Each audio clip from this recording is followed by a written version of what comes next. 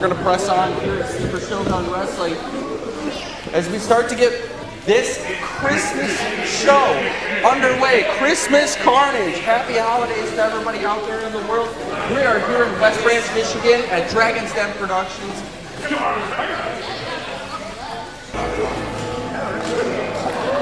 I, of course, am your co-commentator, JLC, alongside the legendary Tommy JJC. I thought you were going to go for the finish on that one, but I appreciate allowing me to do it. And this show celebrates a decade of dominance for us here on the commentation station. And we are more than happy to keep doing this show in and show out, especially when we have caliber talent here at Super Shogun Wrestling, like what you see making his way to the ring right now. Ric Caurdiea, the old school, the plus-size Terminator, the man that comes out to show out how strong he is and what a dominant competitor he can be in that squared circle, no matter the day, no matter the opponent. Yeah, you know, one of the things that's interesting, Tommy, is wrestling since its inception has gone through so many iterations. There's so many different wrestling styles. The reason they call him old school is because this guy is old school. He does things in the traditional way. He's a hard hitter. You're not going to see this guy doing moonsaults and fancy flips. He is a hard-hitting, classically trained wrestler, and he is just as dangerous as they come. As we look at this score here tonight for the Shogun, you have one football best program in this time of the year. And that's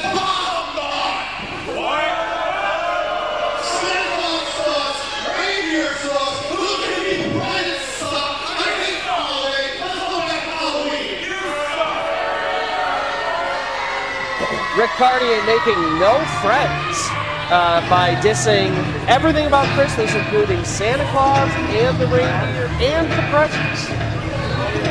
Comes as no surprise, I suppose. Yeah, much of a Scrooge as he can be about everything else in the world, but he's all business in that ring, and he's going to have a tough fight in front of him as we see his opponent making his way out.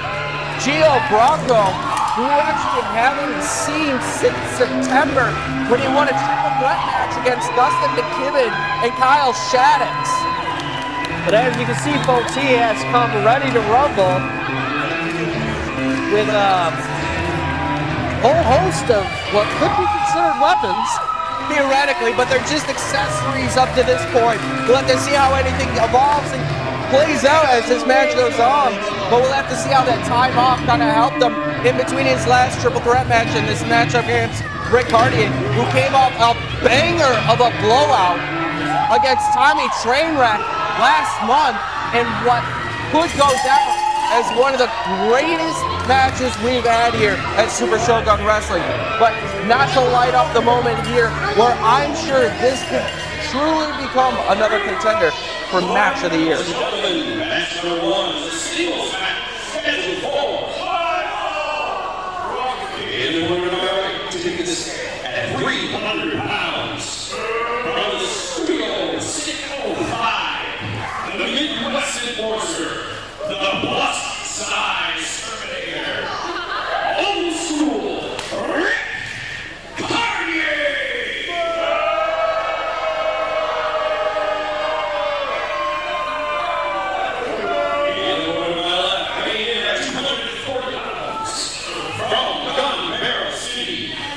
The BBC, which stands for Big Black Cowboy.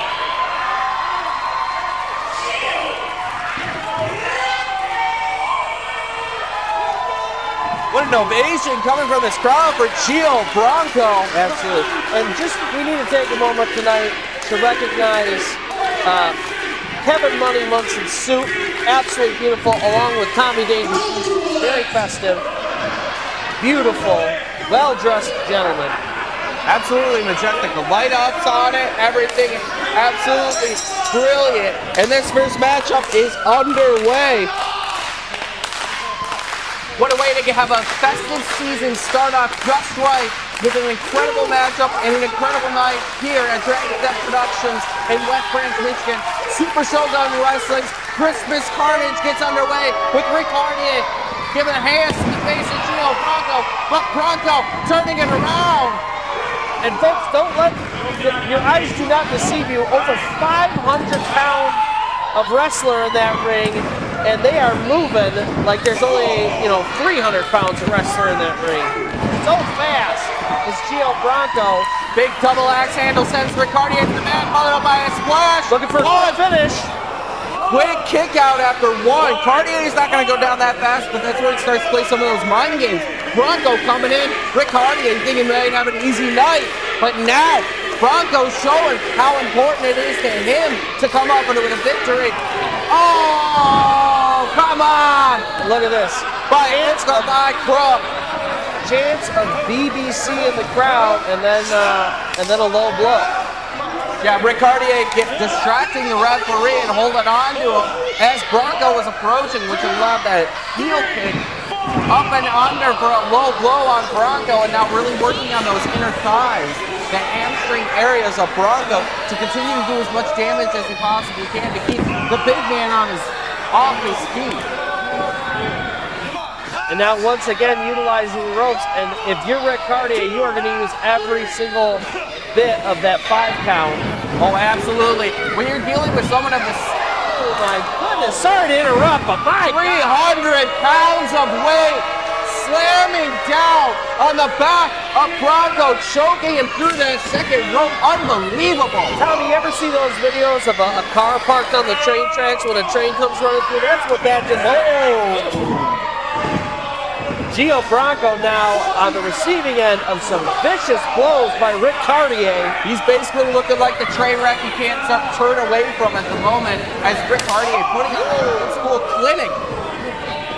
Oh, goodness gracious! Irish whip off the ropes goes Bronco, and a shoulder block to drop him by Ric Caurdiea after that monstrosity of a chop. Caurdiea laying him back down, dropping an elbow, and goes for the cover. 1, 2. Kick out after 2. Single hook, a pinfall. And folks, if I have any guess, these two are just getting warmed up. Two vicious competitors that will go the distance. And once again, Ric Caurdiea distracting the referee. This is something that's slightly unusual from what we've seen from Ric Caurdiea. I think it might be one of those notions where we now see he understands what kind of talent Gio Bronco is and what he's capable in that ring. So he's trying to utilize those little mental missteps from the referee by Gio to gain any advantage he possibly can. You know, he's taking the glasses off the referee. My goodness. You know, Tommy, it's not just that, but, you know, as we know, next month is the inaugural tournament to crown our first ever Super Shogun Wrestling Heavyweight Champion. And so you got to be thinking, month before, you have to get a victory tonight. You have to send a statement. 1, 2.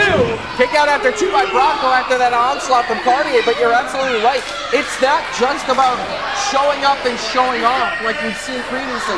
Now there's essentially money on the line at this point. You got to pick up those victories to be able to better position yourself in that tournament, to be able to go as far as you possibly can and prove that you're the dominant force and worthy of the honor being called the inaugural World Heavyweight Champion of Super Shogun Wrestling as Bronco starting to fight back. Caurdiea dodges. Beautiful. Half Nelson suplex from Caurdiea. And the long arm of Texas. Crashing through the upper chest of Ric Caurdiea. Both competitors down. And the crowd cheering for the BBC, the big black cowboy. Referee at a count of 4, referee Nate Childs in there, making the count, checking on both. You know, folks, not to get too personal here, but having my mom be in the crowd chanting BBC is something I'll never forget. Thank you, Super Shogun Wrestling, for bringing that. Creating memories that you'll never forget. That's what the Christmas spirit is about. And now trading forearms, these giants in the ring. And this is just a test of strength and will here. Oh, European uppercut. Vicious. Double chop. Straight to the throat. Axe handle across the chest. Followed up by a second. Bronco with the momentum. Caurdiea looking like he's going for Uranagi. Oh! Swinging backhand chop by Caurdiea. Into the corner. Goes for a hip toss. Stunner! A Bronco stunner! And Caurdiea is in serious trouble right now. Following it up with a drop kick. Again, both of them down. Gio trying to roll over into the pin. Here we go. 1, 2, no! Goodness, and you know, Gio Bronco clearly tired, didn't quite get to that pin right away. Those couple of seconds may have been caught from this pin. It's very possible. I mean, the onslaught that he's already taken up to this point, it looks like he's really digging deep into every will, into every check that he could try to get her to gain the advantage at this point, but now Caurdiea back up to his feet. And a beautiful back body drop. And Caurdiea all of a sudden looks like he might be getting rolled on a vicious lariat. Goes for the cover. 1, 2, 3. And there it is. Folks, you may not love him, but you have to appreciate the carnage and destruction, the painting that this artist does in the ring. This man continues to show off, now with a record of 3-1. Caurdiea's only loss coming to Alexander Kirk, who we'll see later on tonight. That Kung Fu Kirk, we described those two, especially Ric Caurdiea, as the gatekeepers of Super Shogun Wrestling. Because if you want to make anything here, you got to go through that, and you got to prove yourself against the talent like that. And Caurdiea just showed us why that is. Yeah, I mean, what are you supposed to do when 300 pounds of man hits you with the final bell? All you can do is lay down and suffer the freak. And it's not even just the strength that he exhibits in those matches, it's the intelligence, the ring awareness of how he presents himself and how he continues to work like a ring general throughout that ring to be able to pick up victory after victory, no matter what the competition looks like. Gio Bronco being helped to the back. And man, what a way to kick off our end of the year show with just an absolute masterclass in wrestling.